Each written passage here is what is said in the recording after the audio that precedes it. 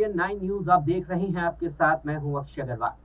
संसद की सुरक्षा में सेंध लगाती हुई दो शख्स सागर शर्मा और डी मनोरंजन बुधवार 13 दिसंबर को लोकसभा में घुस जाते हैं। दर्शक दीर्घा से छलांग लगाते हुए नीचे आते हैं और स्मोक अटैक करके पूरी लोकसभा में धुआं धुआं कर देते हैं। एक तरफ जहां पूरे सदन में अफरा तफरी का माहौल होता है, तो वहीं कांग्रेस सांसद राहुल गांधी इस धुएं के बीच अपनी सीट पर खड़े नजर आ रहे हैं। दरअसल कांग्रेस प्रवक्ता सुप्रिया श्रीनेत ने इस घटना के दौरान की एक photo social media platform x पर शेयर की है, जिसमें राहुल गांधी खड़े नजर आ रहे हैं, जबकि सदन में धुआं और अन्य सांसदों की चहलकदमी दिख रही है। इस फोटो को शेयर करते हुए उन्होंने लिखा कि डरो मत, कहते ही नहीं करके भी दिखाते हैं।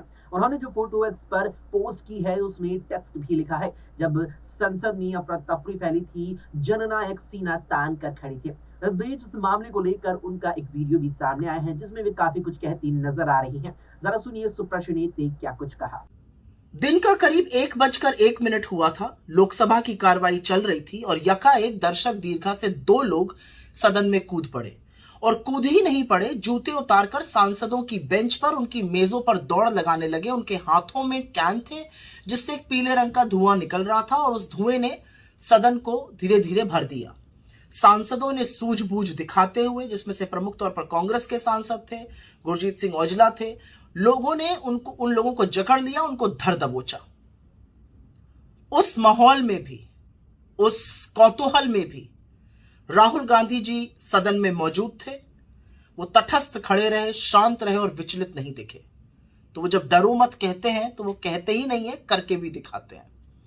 लेकिन बहुत सारे सवाल इस भारी चूक से उठ खड़े हुए हैं। इतनी बड़ी सुरक्षा की चूक हो कैसे सकती है? कैसे लोगों को वो कैन अंदर लाने की अनुमति मिली? सदन में तो आप फोन तक लेकर नहीं जा सकते दर्शक दीर्घा में, तो कैन लेकर ये लोग कैसे अंदर आ गए? और सबसे पते की बात यह है कि आज से ठीक 22 साल पहले 13 दिसंबर के दिन इस देश के संसद पर आतंकी हमला हुआ था, और हर दल के सांसद ने आज उन वीर सपूतों को अपनी श्रद्धांजलि दी, जिन्होंने अपनी जान की परवाह किए बिना इस देश के संसद की रक्षा की थी।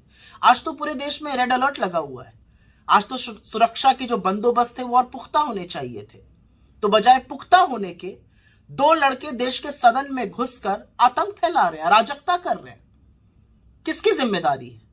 और उससे भी बड़ी पते की बात यह है कि इनकी जो एंट्री हुई सदन के अंदर, उसका पास बनाने में और उस पास की सिफारिश और हस्ताक्षर किया भाजपा के मैसूर के सांसद श्री प्रताप सिम्हा जी ने।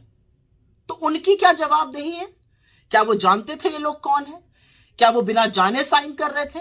क्या वो जानते थे कि ये लोग अराजकता फैलाना चाहते? क्योंकि इतनी बड़ी सुरक्षा में चूक ऐसे ही नहीं हो जाती है।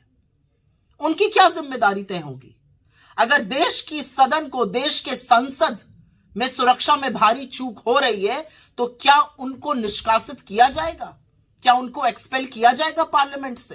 क्योंकि उनके हस्ताक्षर से, उनकी सिफारिश से ये सब लोग यहां पर आए थे। एक और बात है, जो लोग सरहद को सुरक्षित रखने का दंभ भरते हैं, वो इस देश के सदन को तो सुरक्षित रख नहीं पा रहे हैं। और इसीलिए मैं पूछना चाहती हूं, अमित शाह जी का बयान कहां है? कहां है मोदी जी? और कुछ क्यों नहीं बोल रहे हैं आज इतनी बड़ी सुरक्षा की भारी चूक में? उसके बाद एक और नजारा देखने को मिला।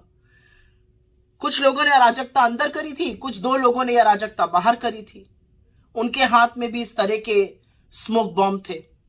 उसको एक पत्रकार ने पकड़ लिया, और फिर पत्रकारों का झुंड जो था वो एक दूसरे से जत्थम जुत्था लड़ने लगा कि ये उनको दिखाया जाए। पर ये तो एक साक्ष्य है सुरक्षा ब्रीच का। It is an evidence for the security breach. तो ये कैसे लोगों के हाथ में है?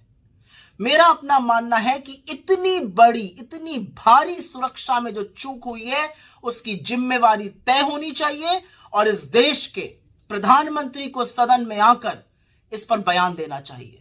बता दें कि संसद की सुरक्षा में चूक के मामले में अब तक 5 आरोपियों को गिरफ्तार कर लिया गया है, जिनमें उन्नाव का रहने वाला सागर शर्मा, लातूर का रहने वाला अमोल शिंदे, मैसूर का रहने वाला मनोरंजन डी, जींद की रहने वाली नीलम के साथ साथ एक अन्य आरोपी भी शामिल है। छठे आरोपी ललित झा की तलाश जारी है। उनकी लास्ट लोकेशन राजस्थान के नीमराना के यहाँ पर एक गांव में मिली थी और जब दिल्ली पुलिस की स्पेशल सेल की टीम वहां पहुंची तो ललित वहां से भी फरार हो गया था। अब स्पेशल सेल की 2 टीमें उसकी तलाश में जुटी हुई है। देखना है कि जल्द से जल्द वो कब पकड़ा जाता है।